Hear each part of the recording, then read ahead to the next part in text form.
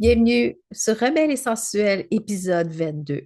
Développer une sensualité libératrice. Comment le mouvement te permet de te reconnecter avec toi. Dans cet épisode, je vais te parler de mouvement, je vais te parler de sensualité et pourquoi que ça serait bien que tu te donnes la permission d'être sensuel. On se retrouve après l'introduction. Bienvenue sur Rebelle et sensuelle, le podcast où tu explores ta sensualité et ta sexualité sans tabou. Je suis Geneviève Bessette et à chaque semaine, je t'accompagne pour te reconnecter à ton corps et vivre avec plus de liberté. Que tu sois en quête de connaissance de soi ou en pleine guérison, ce podcast est pour toi. Ensemble, avançons avec amour et empowerment. Alors, pourquoi qu'on relie sensualité et le mouvement? C'est tout simplement que la sensualité se vit. Donc, c'est à travers le mouvement qu'on peut déceler si quelqu'un est à l'aise et aligné avec elle-même. Et c'est ce je ne sais quoi qu'elle dégage au lieu de toutes les conceptions erronées et érotiques que tu as par rapport à la sensualité. Alors, la reconnexion au-delà de la sexualité. La sensualité, à vrai dire, c'est un moyen de ralentir. Parce que quand tout va trop vite, tu n'es pas capable de ressentir qu'est-ce qui se passe. Tu essaies de filtrer les informations du mieux que tu peux, mais tu ne prends pas le temps de OK, ma soupe goûte bonne, mais est-ce que là, si tu vas au-delà, mais la texture est complètement soyeuse. Donc, il y a un apport avec tes cinq sens. Alors, la sexualité, quand on est présente et sensuelle dans ton acte sexuel, donc ça ne devient pas un acte, ça va devenir faire l'amour. Alors, quand que tu fais l'amour, c'est que tu es toute là. Tu n'es pas en train de te demander dans ta tête dans combien de temps je vais atteindre l'orgasme parce que j'ai une émission qui commence. Ou, ben là, comment ça que ça n'arrive pas, là, parce que moi, j'ai du ménage à aller faire. Ou chez l'homme, souvent, c'est comme, il faut que je dure le plus longtemps possible pour que madame soit satisfaite. Alors, tu prends cette situation-là et puis c'est comme deux masturbations en solo. Une, elle a des attentes et l'autre, ben, il fait de son mieux pour justement être dans sa tête, essayer de faire sa liste d'épicerie, penser à sa belle-mère ou quelque chose pour ne pas venir tout de suite. Donc, il n'y a aucun partage, il n'y a aucune connexion dans un cadre pas sensuel, uniquement sexuel. Quand on prend la sensualité rajoutée dans un contexte comme ça, mais là, tu vas prendre le temps de regarder ton partenaire. OK, quelle expression douce qu'il peut avoir en me regardant? Est-ce qu'il aime voir? Qu'est-ce qu'il voit? Est-ce que son toucher est frotté parce qu'il faut qu'il le fasse? Ou tout simplement, il est présent et rempli de douceur? Et toi, de ton côté? Au-delà de la sphère génitale qui est sollicitée, qu'est-ce que tu ressens dans ton corps? Est-ce que tu sens qu'on dépasse des limites? Est-ce qu'il y a des mauvais souvenirs qui est relié avec certains actes qui peuvent causer? Alors, tout ça est à prendre en compte, puis c'est par le biais de la sensualité où qu'on ralentit, puis qu'on puisse savoir faire un check-in à l'intérieur pour dire, est-ce que je me sens bien ou pas, ou est-ce que je le vis bien ou pas? Mon parcours face à la sensualité, euh, disons que suite à mon agression sexuelle, je suis tombée dans l'hypersexualisation et ça veut dire que je pouvais enfiler les partenaires parce que j'avais un sentiment de non-satiété. Donc, c'est comme quand tu prends pas le temps de manger et que tu avales à toute vitesse, ben, tu risques de manger par-dessus parce que tu n'as pas pris le temps de te nourrir de cette nourriture-là que tu as pris. C'est la même chose pour la sexualité. Alors, pour moi, c'est une façon de combler un vide sans fond parce que j'aimais cette sensation-là d'adrénaline que l'orgasme pouvait me procurer. Et c'était auprès de mes partenaires que j'ai pu exercer ce type de pratique, mais ça ne veut pas dire que j'étais en pleine conscience. Avec du recul, je me dis que, Colin, il y a certains visages que je me rappelle même pas, mais on a partagé la même énergie. Et c'est dans un moment plus d'accalmie, peut-être relation plus stable. Ça ne veut pas dire dans une relation stable qu'on développe notre sensualité, loin de là, parce que le partenaire au départ, c'est rare dans un couple que les deux partenaires vont évoluer au même niveau. Il y en a un qui va peut-être rester au niveau de base, il y en a un qui va comme upgrader, comme on dit, mais évoluer en même temps, j'ai rarement vu ça. On va s'attacher à la première personne qu'on a datée et pour nous, cette personne-là reste la même, même si tu évolues. Donc, il y a eu des périodes dans ma vie que quand je prenais le temps avec quelqu'un qui me plaisait vraiment, ben là, la dynamique changeait. C'était beaucoup plus romantique. C'était beaucoup plus lent, malgré je pouvais connaître l'autre partenaire par cœur pour la faire venir. Mais des fois, ça va avec les émotions. Donc, tu rentres dans sa vibe plus émotive, tu rentres dans sa vibe plus sensuelle, dans le toucher, ou quand une fois qu'une ou l'autre personne a un orgasme, tu te nourris de, de cet orgasme-là, sans que tu l'aies eu. C'est que ça t'a fait plaisir de faire plaisir. Donc, c'est beaucoup plus enrichissant que juste, OK, go, il faut que je fasse l'orgasme, que j'aille un orgasme parce que j'ai autre chose à faire. Alors, pour rentrer dans ton vif du sujet, la sensualité, c'est la porte d'entrée à l'écoute de soi. J'inclus souvent avec la sensualité la capacité de ressentir notre propre consentement du corps. Combien de fois que ta tête disait oui ou tu as dit oui et que ton corps dit oh non, pas encore. Pas encore avec cette personne-là qui prend ces trois mêmes positions.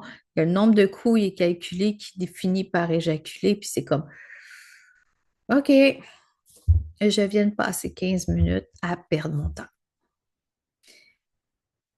Alors, si tu t'écoutais davantage, mais tu pourrais être attentive et apprendre à te connaître dans tes besoins, dans tes désirs, puis qu'est-ce que tu aimerais vivre dans ta relation sexuelle. Et je trouve que le consentement du corps fait défaut chez beaucoup de personnes. Et j'ai entendu pas plus loin que la semaine passée que une femme devait faire l'amour parce que pour satisfaire son homme, un point, c'est tout. Elle n'avait aucune importance, elle était qu'un réceptacle. Alors, ces femmes-là transgressent leur consentement du corps pour pouvoir assouvir le besoin de quelqu'un d'autre, donc faire plaisir. Donc, jusqu'à quel point tu aimerais faire plaisir? En te négligeant, en te réprimant, en subissant peut-être certains aspects de ta relation que tu n'as plus envie de vivre, mais tu te sens obligé de rester là par le confort. Ou encore, tu refuses de ressentir parce que ton histoire est trop lourde. Tes mémoires sont trop présentes encore. Et tu préfères prendre la voie de ne rien faire et faire plaisir et t'oublier qui est comme une mort à petit feu. Moi, j'ai pas envie de te voir que tu es en train de mourir à petit feu au lieu d'aller prendre cette puissance-là sacrée en dedans de toi pour prendre ta place, t'affirmer et changer le cours de ta vie en quelque chose de plus wow que ça fait longtemps que tu as désiré.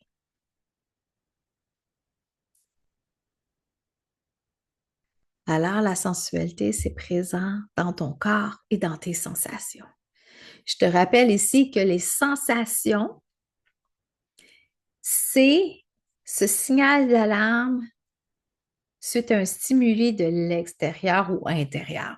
Tes sensations, ça peut être cette boule-là au ventre suite à un stimuli que tu vois via un stress ou quelque chose. Puis, comme moi, je devais prendre une décision super importante par rapport à m'engager pendant 13 semaines à louer un local. Et là, c'était comme, OK, est-ce que je prends le temps d'aller magasiner davantage et perdre ma place? Est-ce que je vais avoir assez d'inscriptions? Donc, j'avais cette anxiété-là, puis je sentais mon corps vibrer, là, comme si tu me mettais un lion en cage, puis lui, il veut juste défoncer, là. Donc, cette sensation-là, ben, je le ressentais envers moi. Je prenais le temps de la vivre, puis je me disais, OK, je suis consciente. Oui, je sais que ça me rappelle des mémoires, des mauvaises décisions que j'ai prises à un moment donné, mais là, je crois bien que c'est la bonne. Je pense bien que je suis au bon endroit et je néglige pas mon expérience passée pour être plus lucide à ce qui se passe prochainement. Alors, j'ai eu cette sensation-là, puis j'ai écouté mon corps. Donc, cette sensualité-là, c'est une présence à soi. Pourquoi que les gens se coupent de leur sensualité, donc cette capacité de ressentir, pour plusieurs raisons. Et je pourrais te dire que c'est à peu près entre 95 et 98% des gens qui se coupent de leurs sensations tout simplement parce qu'ils ont peur de perdre le contrôle. Si tu es stressé, tu deviens vulnérable. Si tu deviens vulnérable, tu vas te faire manger. On est encore au principe de la loi de la jungle ici, mais ce n'est pas du tout ça. On se coupe de notre sensualité, donc on parle des sensations parce qu'on ne veut pas revivre notre passé. Tu l'as fermé à double tour, puis lui veut juste défoncer la porte pour dire Hey, tu m'as oublié. C'est une partie de toi-même qui a besoin d'être vue, entendue et reconnue, même si ça ne te plaît pas. On se coupe de nos sensations parce qu'on veut ignorer notre passé. Non, non, ça ne s'est pas passé. Non, non, moi, je ne me laisserai pas faire. Mais au fond, au lieu d'aimer, peut-être que tu vas dire que c'est un petit peu extrême, là, mais au lieu d'aimer cette partie-là de toi que oui, a été blessée, mais grâce à cette partie-là, toi, ton adulte a évolué, mais ton petit enfant, qu'on pourrait dire intérieur, qui est figé à cet âge-là, mais il a juste besoin d'être aimé, que tu le rassures en tant qu'adulte, parce que d'autres adultes qui ne l'ont pas rassuré. Et beaucoup de gens se coupent aussi de leur sensualité parce qu'ils ont été victimes d'agressions sexuelles et c'est de leur faute. Alors, ils vont faire tout pour mourir à petit feu. Ils vont mettre une croix sur leur sexualité, leur sensualité, ils vont aller dans leur tête, ils vont vouloir être plus lunatiques, dissociés, donc se couper des émotions du corps parce que leur corps a été une scène de crime. Mais la façon d'évoluer, la façon de changer, si tu négliges cette grosse partie-là de toi, mais c'est ton bonhomme 7 heures qui est en dessous de ton lit qui va t'empêcher de changer, d'évoluer pour une transformation profonde et durable. Et c'est ça que je fais dans mon parcours, c'est que je t'accompagne, que tu puisses vivre ces émotions-là, cette rage-là, ces pleurs-là, ces peurs-là, que tu ne sois pas tout seul à les vivre, puis qu'on puisse libérer ces mémoires-là dans ton corps qui sont vraiment archaïques. Tu as passé à autre chose. Ta tête a passé à autre chose. C'est pour ça qu'on répète les mêmes schémas. Quand tu ne te débarrasses pas énergétiquement, quand tu ne te débarrasses pas énergétiquement de ces mémoires-là, la vie va faire en sorte pour te le ramener en pleine face pour que tu puisses dire encore, je pensais que c'était réglé. Non, tu l'as juste compris. Ton corps est plus lent à comprendre. Et alors, j'ai un de mes clients qui est venu 6 fois.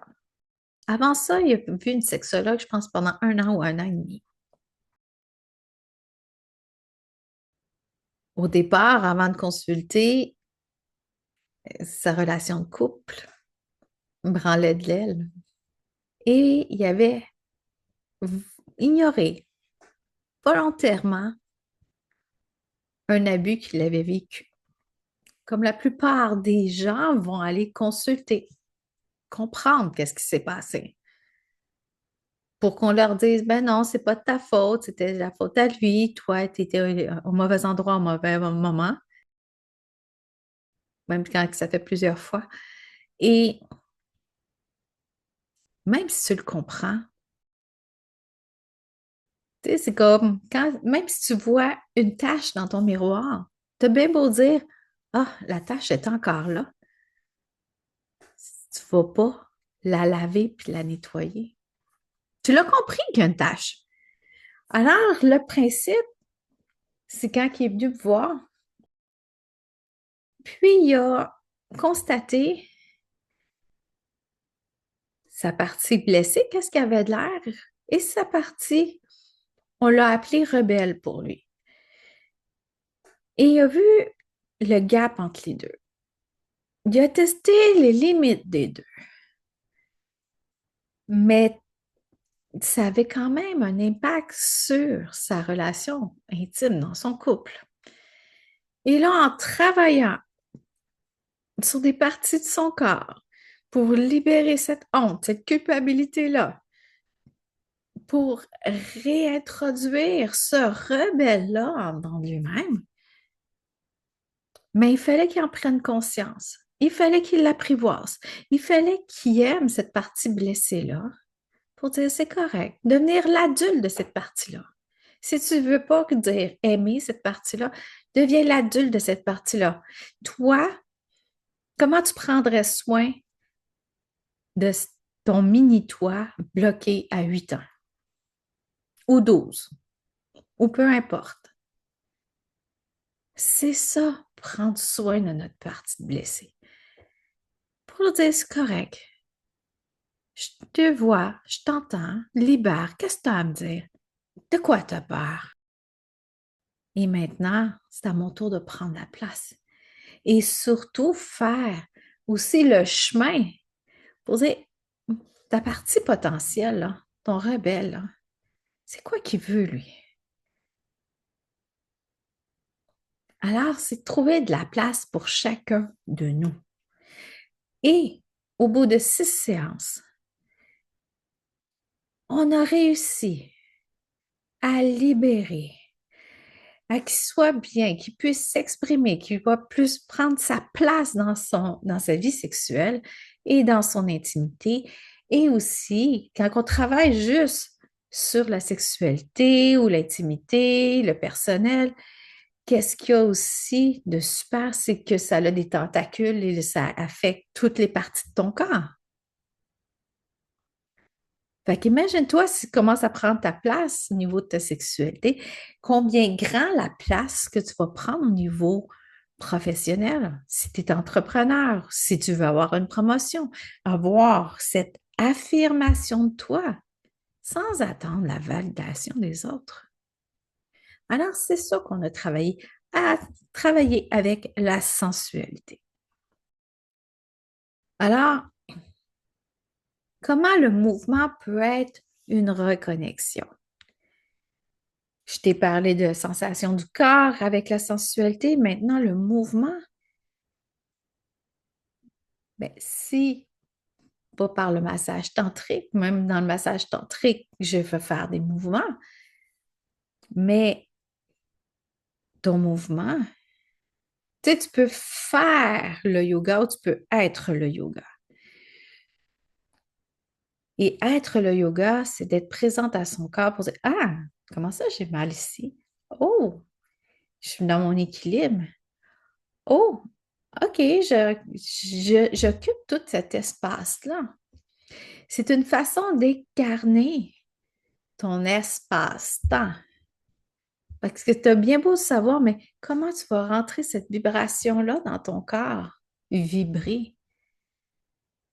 Puis on est fait à 55% d'eau. Donc, qu'est-ce qui est important à voir, c'est que vu qu'on est fait d'eau, le fait de bouger a un effet sur chacune de nos cellules et sur les couches de tissu aussi pour qu'ils puissent mieux glisser. Donc, tu vas avoir un contenant beaucoup plus fluide pour que ton énergie qui est fluide circule.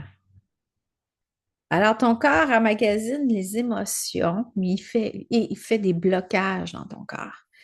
Donc, les mémoires corporelles, comment ça fonctionne? C'est qu'on a un fascia dans le corps, un fascia qui entoure chaque vaisseau sanguin, chaque muscle, chaque organe. Si on enlevait tout de notre corps humain et on gardait le fascia, tu aurais ton autre toi, c'est ta matrice. Mais le fascia, c'est aussi le tissu émotionnel de ton corps. Et ce tissu-là, ben, c'est lui que quand il va pas bien ou qui est abîmé par des chirurgies, des accidents et tout ça, mais c'est ça qui fait en sorte qu'il va limiter tes mouvements. Ton fascia a un effet de levier, c'est pour ça que tu peux être plus forte, que tu vas avoir plus d'amplitude, mais c'est pour ça qu'on voit souvent des épaules gelées suite à un choc émotif. On peut vivre plein de choses. C'est pour ça que tu as mal toujours au même endroit quand tu es stressé. Donc, c'est comme ça que ça s'accumule. Fais juste penser que tu reçois une mauvaise nouvelle et bang, tu le reçois en plein cœur, comme si quelqu'un t'aurait punché dans le cœur. Alors, c'est pour ça qu'au fur et à mesure qu'on vit des tensions, des émotions, on refoule, mais là, notre corps change de posture, change de forme aussi. On peut aussi, j'ai remarqué ça, on peut aussi gagner du poids parce qu'on refoule les émotions, parce qu'on veut se protéger et ou aussi, c'est une façon de prendre notre place parce qu'on veut être vu. Donc, notre corps emmagasiné, ben, tu es trop petite, tu veux être vue, ben, on va emmagasiner pour que tu deviennes plus grande. Avec mes années d'expérience en masso, j'ai aussi découvert les 4 zones. Donc, les 4 zones récurrentes liées à des blessures émotionnelles. Et j'ai remarqué aussi quelles émotions qui revenaient souvent dans ces régions-là. Il y a plein de chartes qui veulent dire plein de choses, mais moi, je te parle avec mon expérience terrain avec 19 ans de massothérapie. Et donc, on a la colère, on a la honte, on a l'anxiété, on a la culpabilité. Alors, tout ça va faire des fermetures, va créer aussi, puisque ça va être trop tendu, ben, il n'y aura pas d'équilibre dans ton corps, tu vas te créer des blessures récurrentes aussi, donc toutes les hits de ce monde, ces inflammations-là et tout ça. C'est comme ça que ça fonctionne. Alors, en travaillant sur le fascia, donc, c'est pas du travail musculaire, mais c'est autour des muscles. Donc, on va aller donner plus d'espace pour une transformation beaucoup plus durable et c'est une technique que j'utilisais. L'aspect coaching est devenu plus tard aussi. Alors, quand que tu fais des mouvements, tu libères ces émotions-là. Pense juste que tu t'en vas à un show de Metallica. Donc, tu vas te laisser aller, tout ça, puis tu vas aller cracher ta rage, tout dépendant des chansons, cracher ta rage, ton excès de frustration et tout ça. Alors, puisque c'est pris dans ton tissu, le mouvement va te donner justement une façon de libérer shaking. Le shaking, c'est le fun, hein? Tu as juste à sauter sur place si tu te sens léthargique, puis tu sautes sur place, tu shakes tes bras, tu shakes ta tête, l'énergie va monter. Peut-être que c'est quelque chose que tu n'as pas pris conscience de qu'est-ce que tu vivais, mais lâcher les émotions, ça fait tellement du bien. Ou sinon, c'est comme un presto que tu essaies de rajouter plus de stock dedans, que ça va exploser. Ou tu vas tellement refouler que tu vas développer soit des maladies auto-immunes, telles que Gabor Maté, il a fait ses études, 80% des femmes développent des maladies auto-immunes parce qu'elles, comme il dit en anglais, repress emotions. Donc, on contrôle les émotions, on dit rien, fait qu'on on se fait du mal à nous-mêmes. Puis, c'est pas qu'est-ce que je te souhaite, au contraire, c'est devenir ami avec ces émotions-là. Et pour pouvoir avoir un corps en santé plus longtemps. Donc, c'est pas juste manger bien, c'est pas juste faire du sport, mais si tu faisais tout avec une meilleure conscience, faire attention à tes émotions, qu'est-ce qui passe, puis les observer, qu'est-ce qu'ils font dans ton corps au lieu de les réprimer. Il y en a qui me disent aussi, ça va me prendre combien de séances de massage tantrique pour pouvoir ressentir mon corps? Comme si c'était une performance. Ah, je vais me forcer à sentir, je vais me forcer à sentir. C'est pas comme ça fonctionne. Donc, il y a souvent plein de mécanismes de défense qui vont faire en sorte qu'on commence une méditation, oups, il y a un écureuil qui passe, tout ça. Donc, ressentir ne se fait pas dans la performance, dans le sens où il ne faut pas que tu aies d'intention derrière. Ressentir, c'est ressentir là. Comme là, je peux ressentir mes fessiers sur ma chaise, puis que j'avais pas mes deux pieds à plat au sol, fait que je mettais plus un poids que de l'autre. Alors, ressentir, c'est être. Et ressentir, il faut ralentir. C'est pour ça que la respiration a un rôle primordial. Oui, c'est la vie respirer. Mais en même temps, c'est, ça donne un bon indicatif comment tu te sens à l'intérieur. Si tu es juste à respirer par tes clavicules, tu sais que tu es stressé. Si tu prends une inspiration ventre, thorax, clavicule, là, tu vas être beaucoup plus détendu. Alors, ta respiration, c'est ton baromètre. Parfait. Alors, utilise-le. Utilise-le. Fais des longues, lentes inspiration, expiration. Je donne des cours de yoga des fois, puis je dicte pas tout le temps, inspire, expire tout le long. Mais la personne avait oublié de respirer combien de fois durant la séance? Et toi, combien de fois que tu as retenu ta respiration parce que tu étais trop stressé, puis les épaules sont arrivées à tes oreilles. Savais-tu de chaque côté de ton cou aussi? Ben, il y a des muscles accessoires respiratoires. Puis c'est peut-être ça qui te donne mal au cou parce que tu ne respires pas bien. La respiration est liée à tout ce qui est cou-épaule. Quand tu es en colère, tu gardes ta respiration, puis tu gardes ta respiration avec tes dents fermées. Alors, donne-toi donc la permission d'être sensuel. La sensualité, ça ne fera pas de toi une aguicheuse. La sensualité va juste faire de toi que tu vas vivre pleinement ta vie en étant connecté avec tes cinq sens. La sensualité, c'est oser briller, prendre sa place, s'affirmer. Et c'est ça que je fais dans mes accompagnements. Dans mon accompagnement, à travers mes cours, à travers mes ateliers, je veux que tu ressentes et que tu te donnes la permission d'être sensuel. Sensuel ne va pas dire que tu vas danser nu en dessous des étoiles, mais il faut dépasser la honte. Ton corps est qu'est-ce qu'il est. Ça ne veut pas dire que tu es d'accord avec qu'est-ce qu'il est devenu, mais ton corps est qu'est-ce qu'il est. Regarde-le rempli d'amour.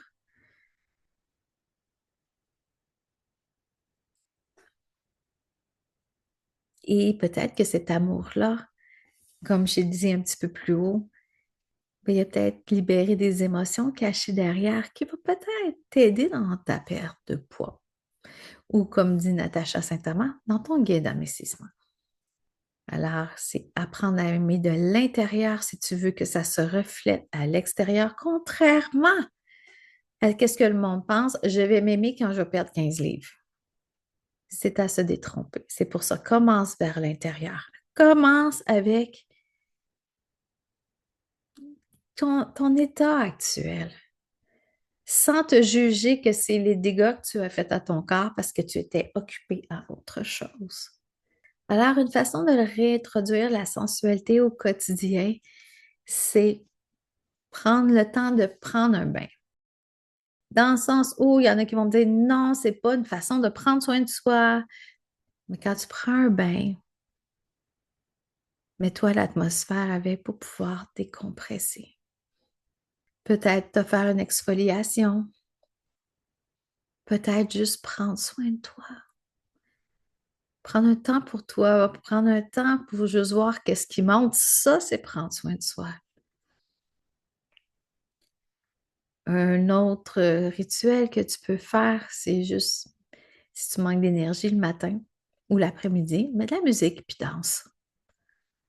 Ça va aider à bouger ton énergie stagnante. Alors, ou, dernier petit truc, à ton prochain repas, prends le temps d'observer ton assiette, d'observer les textures, de goûter les textures, de goûter, de toucher avec ta langue. Est-ce que ça crépite encore? Est-ce que tu l'entends? Alors, prends le temps de savourer avec tes cinq sens qu'est-ce que tu es en train de manger. Parce que cette nourriture-là, c'est quelque chose qui va te nourrir. Et quand tu vas faire ces rituels-là, fais juste t'observer sans jugement. Oh, mais voyons, je ne suis pas capable de faire ça. C'est pas grave. En le refaisant, c'est pas facile, là. Si tu étais habitué à tout le temps bouger, à dissocier, à t'occuper des autres sur de toi, tu vas pas changer ça du jour au lendemain. C'est un apprentissage de te considérer, te dire que tu n'es pas invisible et que ce n'est pas parce que tu te dévoues aux autres que tu vas avoir plus d'amour en retour. Alors, on a parlé de sensualité. Qu'est-ce que c'est? La reconnexion à son corps par le mouvement et pourquoi te donner la permission d'être sensuel est correct et je te l'accorde. Alors, tout ce périple-là de la sensualité, je t'invite à l'atelier Sensuel Toi qui va être samedi le 8 mars en virtuel de 13h30 à 16h30 heure du Québec. C'est un atelier de 3 heures où on explore justement les émotions, la libération des émotions, la sensualité, le consentement et aussi 2 pratiques de yoga sensuel pour pouvoir reconquérir la femme qui t'enfouit en toi.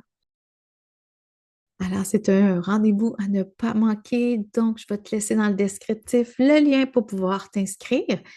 Et si tu penses vraiment que tu ne peux pas être là, tu pourras fouiller dans ma boutique. Il y a aussi la version autonome. J'ai hâte que tu profites de ton prochain rituel de la sensualité. Alors, suite à ce podcast, je te pose une question. Qu'est-ce qui te coupe le plus de ta sensualité? Alors, écris-moi en privé et si tu penses que ça peut aider quelqu'un, donc partage cet épisode à une amie. Et nous, on se retrouve la semaine prochaine pour la sensualité et émotion. Comment les intégrer dans ta vie quotidienne. C'est trop cool, hein? Alors, je te souhaite bonne semaine. Merci d'avoir écouté Rebelle et sensuelle jusqu'à la fin. J'espère que cet épisode t'a apporté douceur et clarté. Abonne-toi pour ne rien manquer et si ça t'a plu, partage-le dans tes stories en me taguant à commercial Geneviève Bessette.coach.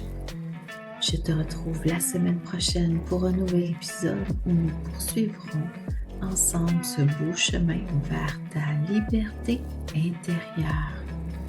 À très bientôt.